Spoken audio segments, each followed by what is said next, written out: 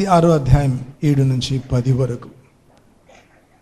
దేవుడు వెక్కిరింపబడడు అని రాసింది కదా.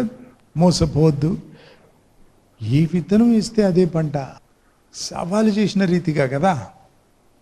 ఏమనుకున్నావు, దేవుడు అంటే వెర్రోడు కాడు, వెక్కిరింపబడడు, దేవుడు వెక్కిరించబడడు అని. ఏ విత్తనం వేస్తే అదే పంట.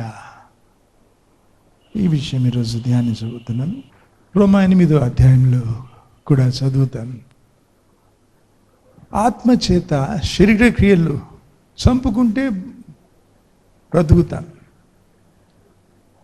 అట్లా కాకుండా శరీరానుసారంగా బ్రతికితే అది మరణం అని రాస్తుంది కదా. శరీరానికి మరణం, నరకంలో పడడం, అది రెండవ మరణం.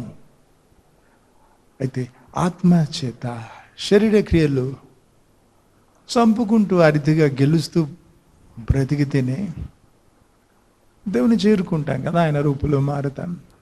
రోమా 8వ అధ్యాయంలో దేవుని ఆత్మ చేత నడిపించబడితే వారే దేవుని కుమారులని.